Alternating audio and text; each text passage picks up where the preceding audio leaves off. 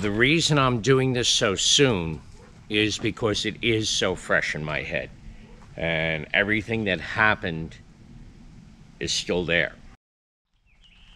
Hey folks, Michael from Misfit Shepherds here, and I want to say first off, thank you so much to everybody for all of your concerns. I'm actually healing up pretty good. Everything's going along fairly well. I'm bruised up pretty good. The biggest problem really are where he crushed down on my bones in my wrist. Now, everybody who has commented had said that this was a good thing to go through because they're concerned if they have ever gotten into something with a shepherd, how they would handle it, especially when they see what happened to me. I'm going to show you all the things that I did that night, but I'm going to show you as what not to do. There is absolutely one thing we need to get straight right now. That trying to do battle with something like this is not something you are going to win at. If you have to get physical with this animal, you've already lost. In fact, the only way you can beat this animal is by using your brain and continue to think about everything that has happened. The second you stop thinking, you're done. Now, the warning that I gave the first time, it still applies. If you are squeamish and you don't want to see certain things, this is a good time to shut off the tape. So if you can imagine the size of the room, this is where the whole thing kind of took place here.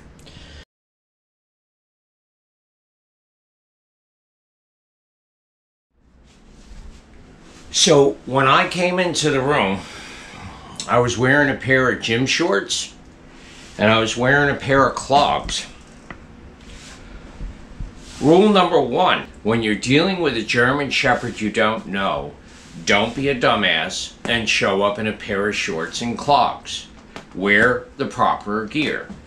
Have a good pair of shoes on, have a pair of gloves on, have good clothing, anything you might need in case somebody starts biting on you. Oh, and any of these rules that have to do with equipment, Roxanne and I every morning strap on our remotes for the correction collars on the dogs. But you have to treat it as an all-the-time thing. Because the one time you don't have it, that's when the problems are going to hit.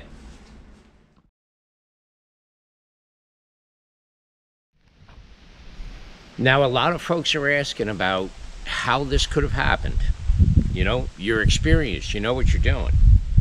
Did you folks get a load of that picture that was sent out by the shelter? That boy looked like a teddy bear. That boy looked so friendly. Which brings up my number 2 rule.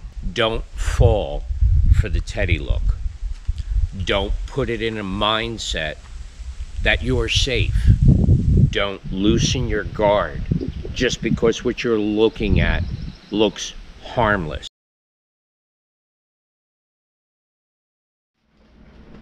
And another very important thing, we're going to call this rule number 3. It kind of goes along with rule number 2, the Teddy syndrome. Rule number 3, if you think you are being attacked, you are being attacked. It took me an entire minute for it to register that I was under attack. Get it into your head quickly so you can react quickly. And keep thinking. Rule number 4, keep thinking. Always think, think, think. What do I do next? What do I do next? What do I get in front of me? How can I stop this? How can I stop this? Keep thinking. The second you stop thinking, that's when you're in trouble. Now, a lot of people don't know this, but about 100 years ago, I was a mailman too, and I faced strange dogs all of the time. The post office actually had the best training for dog attacks. Watch closely. It may save your life someday. Never run from a dog. Stand your ground and face the dog. Use your satchel to protect yourself and back away slowly. Always carry dog repellent and make sure you can get to it quickly. Now, having a dog come at you like this will be intimidating.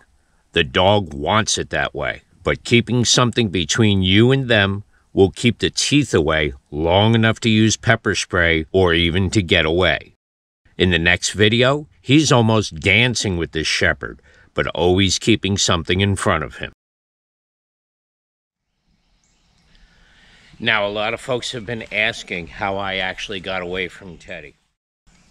Because of all my mistakes, I got lucky. I got very lucky.